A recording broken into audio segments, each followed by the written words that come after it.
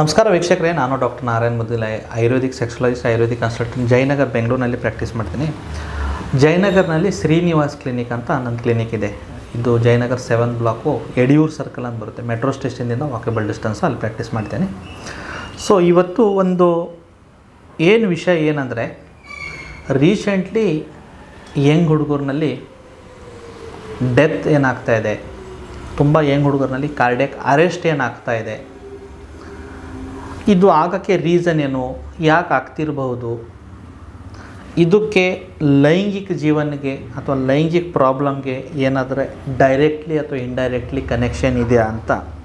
So ನಾನು mainly ಲೈಂಗಿಕ ತಜ್ಞ ಆಗಿಬಿಟ್ಟು ಒಂದು ರಿಸರ್ಚ್ ಡೇಟಾ ನಾನು ನಿಮಗೆ ಹೇಳಬೇಕು ಅಂತ. ಏನಂದರೆ, ಎರೆಕ್ಟೈಲ್ ಡಿಸ್ಫಂಕ್ಷನ್ ಅಥವಾ ನಿಮೂರ್ ದೌರ್ಬಲ್ಯತೆ, ಇದು ಏನು ಸಮಸ್ಯೆ ಇದೆ ನೋಡಿ, ಯಾರಿಗೆ ರಕ್ತ ಸಂಚಲನ ಅಥವಾ ಬ್ಲಡ್ ಫ್ಲೋ ಏನಿದೆ ಪೆನಿಸ್ನಲ್ಲಿ ಕಡಿಮೆ ಆಗ್ತಾ ಇದೆ, ಅಥವಾ ಉದ್ರೇಕ ಕರೆಕ್ಟಾಗಿ ಬರ್ತಾಯಿಲ್ಲ, ಅಥವಾ ನಿಮೂರಿಕೆ ಕರೆಕ್ಟಾಗಿ ಬರ್ತಾಯಿಲ್ಲ ಅಂದರೆ, ಅವ್ರನ್ನಲ್ಲಿ ಸ್ಟಡಿ ಏನು ಹೇಳುತ್ತೆ ಅಂದರೆ 2 ಅಥವಾ 3 ಟೈಮ್ ಪಾಸಿಬಿಲಿಟಿ ಏನಿದೆಯಲ್ಲ, ಹಾರ್ಟ್ ಪ್ರಾಬ್ಲಮ್ಮು ಅಥವಾ ಕಾರ್ಡಿಯಾಕ್ ಏನಿದೆ ಇನ್ಫೆಕ್ಷನ್ ಅಥವಾ MIN ಅಂತ ಹೇಳ್ತೀವಿ, ಅದು ಬರೋದು ಪಾಸಿಬಿಲಿಟಿ ಜಾಸ್ತಿ ಇರುತ್ತೆ.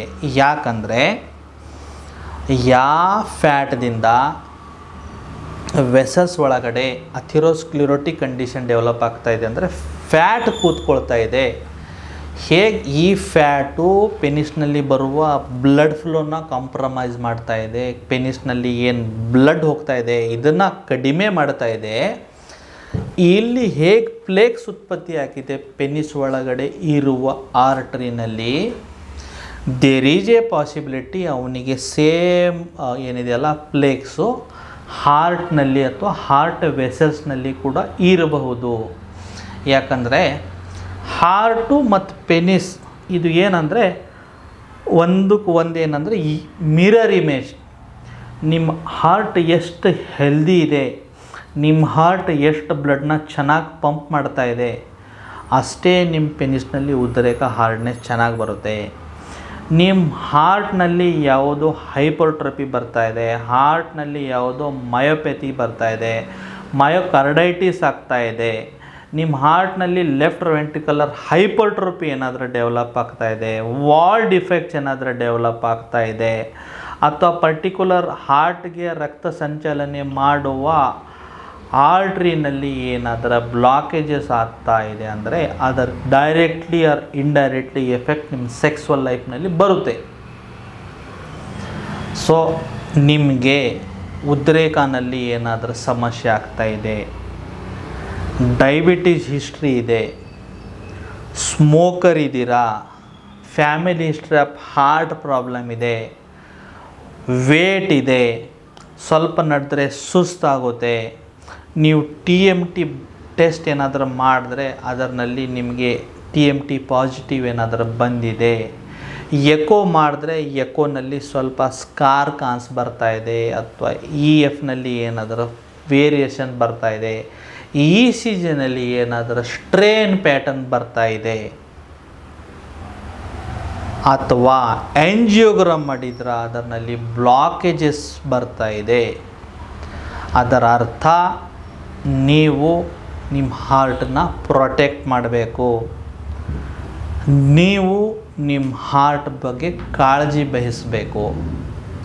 ಇದು ಸಿಂಪ್ಟಮ್ ಸ್ಟಾರ್ಟ್ ಆಗ್ತಾ ಇದೆ, ನಿಮೂರ್ ದೌರ್ಬಲ್ಯತೆಯಿಂದ ಉದ್ರೇಕ ಬರ್ತಾ ಇಲ್ಲ, ಬಟ್ ಎಂಡ್ ಆಗ್ತಾ ಇದೆ ಎಲ್ಲಿ, ಹಾರ್ಟ್ ಪ್ರಾಬ್ಲಮ್ನಲ್ಲಿ. ಸೊ ಯಂಗ್ ಬಾಯ್ಸ್, ಯಂಗ್ ಹುಡುಗರು ಈ ಮೊನ್ನೆ ಏನು ಸೋಷಿಯಲ್ ಮೀಡಿಯಾನಲ್ಲಿ ಅಥವಾ TV ಚಾನಲಲ್ಲಿ ಹಸನ್ ಬಗ್ಗೆ ಎಷ್ಟೋ ಸ್ವಲ್ಪ ಓವರ್ ಹೈಪ್ ಮಾಡಿಬಿಟ್ಟು ಮೈಸೂರು ಜಯದೇವ ಹಾಸ್ಪಿಟಲ್ ತುಂಬ ಹೋಗ್ಬಿಟ್ಟಿತ್ತು. ಅದಕ್ಕೆ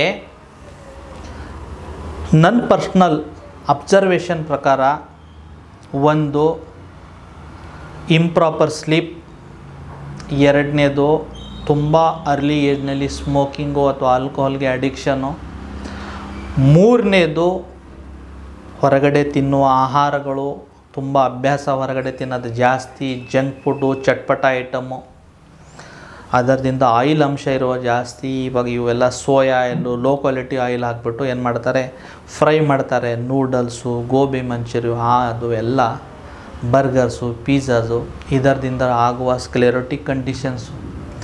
ಅದರ ಜೊತೆಗೆ ಒಬ್ಬರೊಬ್ಬರಿಗೆ ಫ್ಯಾಮಿಲಿ ಹಿಸ್ಟ್ರಿ ಕೂಡ ಇರಬಹುದು. ಅದರ ಜೊತೆಗೆ ಒಬ್ಬರಿಬ್ಬರೊಬ್ಬರಿಗೆ ಸ್ಟ್ರೆಸ್ದಿಂದ ಆಗಿರಬಹುದು. ಸೊ ಆಹಾರ, ನಿದ್ರೆ, ಸ್ಟ್ರೆಸ್ಸು, ಬಾಡಿಗೆ ವ್ಯಾಯಾಮ ಇಲ್ಲ, ಇವೆಲ್ಲ ರೀಸನ್ದಿಂದ ಈ ಸಮಸ್ಯೆಗಳು ಜಾಸ್ತಿ ಬರ್ತಾಯಿದೆ. ಅದಕ್ಕೆ ನನಗೆ ನಾನು ಸ್ವಲ್ಪ ನಡೆದ್ರೆ ಆಯಾಸ ಬರ್ತಾಯಿದೆ, ಉಪ್ಸ ಜಾಸ್ತಿ ಬರ್ತಾಯಿದೆ, ನಿಮೂರಿಕೆನಲ್ಲಿ ಸಮಸ್ಯೆ ಫೀಲ್ ಆಗ್ತಾಯಿದೆ. ಆವಾಗವಾಗ ನನಗೆ ಲೆಫ್ಟ್ ಸೈಡ್ ಪೇನ್ ಬರುತ್ತೆ, ಸಮ್ ಟೈಮ್ ಏನಾಗುತ್ತೆ ಲೆಫ್ಟ್ ಹ್ಯಾಂಡ್ಗೆ ರೇಡಿಯೇಟ್ ಆಗುತ್ತೆ. ಜೊತೆಗೆ ಆವಾಗವಾಗ ಸ್ವಲ್ಪ ಅನ್ಸ್ಟೇಬಲ್ ಆಂಜಿನ ಅಂದರೆ ಪೇನ್ ಅಂತ ಹೇಳ್ತೀವಿ. ಅದರಲ್ಲಿ ಏನಾದರೂ ಸಮಸ್ಯೆ ಆದರೆ ಒಂದು ವೈದ್ಯಕೀಯ ಸಲಹೆ, ಒಂದು ಕಾರ್ಡಿಯೋಲಜಿಸ್ಟ್ನ ಮೀಟ್ ಆಗಿಬಿಟ್ಟು ಒಂದು ಬೇಸಿಕ್ ಟೆಸ್ಟ್ನ ಮಾಡಿಸ್ಕೊಡಿ. ಇದರಲ್ಲಿ ಭಯ ಬೇಡ, ಆತಂಕ ಬೇಡ, ಮುಂಜಾಗ್ರತೆ ಅಷ್ಟೆ, ಎಚ್ಚರಿಕೆ ಅಷ್ಟೆ. ಜೊತೆಗೆ ಆಗಬಾರ್ದಾದ್ರೆ ಇದು ನಾನು ಏನೇ ಹೇಳಿದೆ ಅಂತ ಉಲ್ಟಾ ಮಾಡಬೇಕು. ವ್ಯಾಯಾಮ ಮಾಡಬೇಕು, ಬಟ್ ಅತಿ ಮಾಡಬಾರ್ದು. ರೆಗ್ಯುಲರಾಗಿ ವಾಕ್ ಮಾಡಿ, ಸ್ಟ್ರೇನ್ ಮಾಡಬೇಡಿ. ಬಿಕಾಸ್ ಪೋಸ್ಟ್ ಕೋವಿಡ್ ಎಷ್ಟೋ ಜನರಿಗೆ ಆ ಕೋವಿಡ್ ಇನ್ಫೆಕ್ಷನ್ನಿಂದ ಮಯೋಕಾರ್ಡೈಟಿಸ್ ಆಗಿದೆ. ಅಂದರೆ ಹಾರ್ಟ್ ಏನು ಹೊರಗಡೆ ಲೇಯರ್ ಇದೆ ನೋಡಿ, ಅದರಲ್ಲಿ ಊತ ಬಂದಿದೆ. ಮತ್ತೊಂದು ಏನಂದರೆ ಇದು ಇನ್ನು ಸೈಂಟಿಫಿಕ್ ಎವಿಡೆನ್ಸ್ ಇಲ್ಲ, ಬಟ್ ಸ್ಟಿಲ್ ಯುರೋಪ್ನಲ್ಲಿ ಬೇರೆ ಬೇರೆ ದೇಶಗಳಲ್ಲಿ ಹೊರಗಡೆ ಬರ್ತಾಯಿದೆ. ಏನಂದರೆ ಕೋವಿಡ್ ವ್ಯಾಕ್ಸೀನು. ನಾನು ಇದಕ್ಕೆ 100% ಎವಿಡೆನ್ಸ್ ತೋರ್ಸೋಕ್ಕಾಗ್ತಾ ಇಲ್ಲ, ಬಟ್ ಈ ಕೇಸಸ್ ಎಲ್ಲ ಕೋವಿಡ್ ವ್ಯಾಕ್ಸಿನೇಷನ್ ಆದಮೇಲೆ ಜಾಸ್ತಿ ಆಗಿದೆ. ಸೊ ಪ್ರಪಂಚದ ಬೇರೆ ಬೇರೆ ನ್ಯೂಸ್ ಚಾನೆಲ್ಗಳಲ್ಲಿ ನೋಡಿ, ಯೂಟ್ಯೂಬ್ನಲ್ಲಿನೂ ಸರ್ಚ್ ಮಾಡಿ ನೀವು, ವ್ಯಾಕ್ಸಿನ್ದಿಂದ ಏನಾದರೂ ಕಾರ್ಡಿಯಾಕ್ ಕೇಸಸ್ ಜಾಸ್ತಿ ಆಗಿದೆ ಅಂತ ಯುರೋಪ್ ಸ್ಟಡಿ ತೊಳಿ, ಯುರೋಪ್ ಡೇಟಾ ತೊಳಿ. Even certain vaccine company owners accept ಮಾಡಿದ್ದಾರೆ, yes there is a adverse effect. Because vaccine ಮಾರ್ಕೆಟ್ನಲ್ಲಿ ಬರಬೇಕು, ಅದರದ್ದು 100% ಸ್ಟಡಿ ಬರಬೇಕು ಅಂದರೆ 100% ಅದನ್ನು ಲಾಂಚ್ ಮಾಡಬೇಕಂದ್ರೆ 8 ದಿಂದ 10 ವರ್ಷದ ಸ್ಟಡಿ ಇರುತ್ತೆ. ಯಾವುದೋ ಒಂದು ಹೊಸ ವ್ಯಾಕ್ಸಿನ್ ಆ ಮಾರ್ಕೆಟ್ನಲ್ಲಿ ಲಾಂಚ್ ಮಾಡಬೇಕಂದ್ರೆ. ಆವಾಗ ಆ ಸಿಚುವೇಶನ್ ಕೋವಿಡ್ ಆಗಿತ್ತು, ಆ ಪ್ಯಾನಿಕ್ನೆಸ್ ಇತ್ತು. ಬರೀ ನಮ್ಮ ದೇಶದಲ್ಲಿ ಇಲ್ಲ, ಇಡೀ ಸೃಷ್ಟಿನಲ್ಲಿ ಹೇಳ್ತಾ ಇದ್ದೀನಿ, ಇಡೀ ಗ್ಲೋಬ್ನಲ್ಲಿ. ಸೊ ಜನರಿಗೆ ಏನಾದರೂ ಸೊಲ್ಯೂಷನ್ಸ್ ಕೊಡೋಣ ಅಂತ ಇಮ್ಮಿಡಿಯೇಟ್ಲಿ ಸ್ಟಡಿ ಆಗಿಬಿಟ್ಟು ಆ ಪರ್ಟಿಕ್ಯುಲರ್ ಮೂಮೆಂಟ್ಗೆ ವ್ಯಾಕ್ಸಿನ್ದಿಂದ ಎಷ್ಟೋ ಜನರಿಗೆ ಹೆಲ್ಪ್ ಆಗಿದೆ, ಇಲ್ಲ ಅಂತಿಲ್ಲ.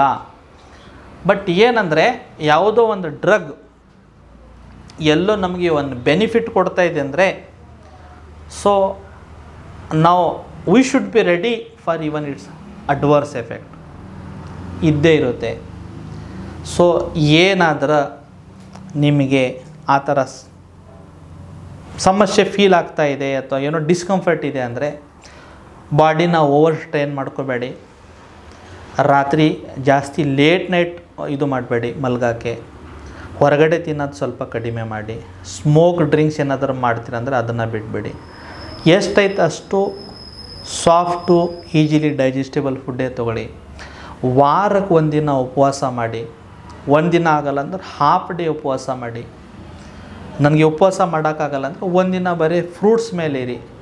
ಬಟ್ ಒನ್ ಡೇ ಸ್ವಲ್ಪ ನೀವು ಏನು ಮಾಡಿ, ಫಾಸ್ಟಿಂಗ್ ಮಾಡಿದ್ರೆ ಏನಾಗುತ್ತೆ, ಬಾಡಿನಲ್ಲಿ ಎಷ್ಟೋ ಲಿವರ್ಗೆ ರೆಸ್ಟ್ ಸಿಗುತ್ತೆ. ಎಷ್ಟೋ ಅನ್ಡೈಜೆಸ್ಟೆಡ್ ಫುಡ್ಡು ಪೈಪ್ನಲ್ಲಿ ಇರೋ ಎಷ್ಟೋ ಫ್ಯಾಟ್ ನ್ಯಾಚುರಲಿ ಬಾಡಿ ತಂತಾನಿಗೆ ಮೆಲ್ಟ್ ಮಾಡ್ಕೊಳ್ಳುತ್ತೆ. ಅದರ ಜೊತೆಗೆ ಮೇನ್ಲಿ ಏನಂದರೆ ಬೇರೆಯವ್ರ ಮೇಲೆ ಈರ್ಷ್ಯ, ಬೇರೆಯವರಿಗೆ ದ್ವೇಷ ಮಾಡೋದು, ಅವನು ಕೆಟ್ಟದಾಗಲಿ ನನಗೆ ಬೆನಿಫಿಟ್ ಆಗಲಿ ಬಿಡಲಿ ಬೇಡ, ಬಟ್ ಅವನ ಹತ್ರ ಕಾರ್ ಬರಬಾರ್ದು, ಈ ಥರ ಏನು ಭಾವನೆ ಇದೆಯಲ್ಲ ಅದನ್ನು ಬಿಡಿ. ಎಷ್ಟೈದದ್ದು ಏನಂದರೆ ಒಳ್ಳೆಯದಾಗಲಿ ಅಪ್ಪ, ನಂದು ಒಳ್ಳೆಯದಾಗಲಿ, ಬೇರೆಯವ್ರದ್ದೂ ಒಳ್ಳೆಯದಾಗಲಿ ಅಂತ ಆರಾಮಾಗಿರಿ. ಫ್ಯಾಮಿಲಿ ಜೊತೆಗೆ ಎಂಜಾಯ್ ಮಾಡಿ, ನಗ್ನಗ್ತಾ ಇರಿ, ಸ್ಟ್ರೆಸ್ ಮಾಡ್ಕೋಬೇಡಿ. ಸೆಕ್ಸ್ ಮಾಡುವಾಗ 1-2 ಸತಿ ನಿಮಗೆ ಉದ್ರೇಕ ಬಂದಿಲ್ಲ ಅನ್ನೋ ತುಂಬ ಬೇಜಾರು ಮಾಡ್ಕೋಬೇಡಿ. ಯಾಕಂದರೆ ನಿಮಗಿಲ್ಲ, ಪ್ರಪಂಚದಲ್ಲಿ ಎಲ್ಲರಿಗೂ ಬರುತ್ತೆ. ಸ್ಟಡಿ ಏನು ಹೇಳುತ್ತೆ, ಇವಾಗ ನಾಳೆ ಎರೆಕ್ಟೈಲ್ ಡಿಸ್ಫಂಕ್ಷನ್ ಇಷ್ಟು ಕಾಮನ್ ಆಗಿದೆ ಅಂದರೆ ರೋಡ್ನಲ್ಲಿ ಒಂದು 10 ಜನ ಹೋಗ್ತಾ ಇದ್ದಾರೆ ಅಂದರೆ ಅದರಲ್ಲಿ 4 ಜನರಿಗೆ ಇರುತ್ತೆ ಇದು ಪ್ರಾಬ್ಲಮು. ಸೊ ನೀವು ಒಬ್ಬರೇ ಫೇಸ್ ಮಾಡ್ತಾ ಇಲ್ಲ. ಸೊ ನಿಮ್ಗೆ ಈ ಥರ ಸಿಮ್ಟಮ್ಸ್ ಬಂದರೆ ಇಮಿಡಿಯೇಟ್ಲಿ ಒಂದು ಡಾಕ್ಟರ್ನ ಹೋಗಿ ತೋರಿಸಿ ಅವ್ರದ್ದೇನು ಸಲಹೆ ತೊಳಿ. ಇಫ್ ಇನ್ ಕೇಸ್ ನೀವು ಬೆಂಗಳೂರಿನಲ್ಲಿ ಏನಾದರೂ ಇರ್ತದೆ, ಬೆಂಗಳೂರು ಸುತ್ತಮುತ್ತ ಏನಾದರೂ ಇರ್ತೀರಾ, ನಾನು ಜಯನಗರ್ ಬೆಂಗಳೂರಿನಲ್ಲಿ ಕ್ಲಿನಿಕ್ ಇದೆ, ಒಂದು ಸರ್ತಿ ಬಂದು ಮೀಟಾಗಿ. ಫಾರ್ ಎಕ್ಸಾಂಪಲ್ ನೀವು ದೂರ ಇರ್ತೀರಾ, ಬರೋಕ್ಕಾಗಲ್ಲ, ಅಟ್ಲೀಸ್ಟ್ ನೀವು ಏನಾದರೂ ನನ್ನ ಒಂದು ಆನ್ಲೈನ್ ಕನ್ಸಲ್ಟೇಷನ್ ಮಾಡ್ಕೊಳ್ಳಿ. ಸೊ ದ್ಯಾಟ್ ಎಷ್ಟೋ ಏನು ಡೌಟ್ಸ್ ಇರುತ್ತೆ, ಮೋಸ್ಟ್ ಆಫ್ ದ ಟೈಮ್ ಏನಾಗುತ್ತೆ ಮನುಷ್ಯರಿಗೆ ಎಲ್ಲಕ್ಕಿಂತ ದೊಡ್ಡ ಭಯ ಅಂದರೆ ಡೌಟ್. ಏನೋ ಒಂದು ಕತ್ತಲಲ್ಲಿ ಏನೋ ಒಂದು ಸೂಜಿನೂ ಚುಚ್ಚಿದ್ರೆ ಅವನಿಗೆ ಭಯ ಏನಂದರೆ ಹಾವು ಏನಾದರೂ ಕಚ್ಚಿರ್ಬೋದಾ ಅಂತ. ಅದು ಜಸ್ಟ್ ನಿಮಗೇನು ಹಾವು ಕಚ್ಚಿರ್ಬೋದು ಅದು ಭಯನ ನಾವು ಒಂದು ಲೈಟ್ ಆನ್ ಮಾಡಿಬಿಟ್ಟೆ ಏನಿಲ್ಲ ನೋಡು ಹಾವಿಲ್ಲ ಇದು ಸೂಜಿ ಬಿದ್ದಿದೆ ನೋಡು ಅಂದರೆ ಅವನಿಗೆ ಸಮಾಧಾನ. ಸೊ ಅದು ಹಾವಿಲ್ಲ ಸೂಜಿ ಇದೆ ಅಂತ ನಾವು ಹೇಳಬೇಕು ನಿಮಗೆ, ಆವಾಗ ನಿಮಗೆ ಸಮಾಧಾನ ಆಗುತ್ತೆ ಅಷ್ಟೇ. ನಮಸ್ಕಾರ.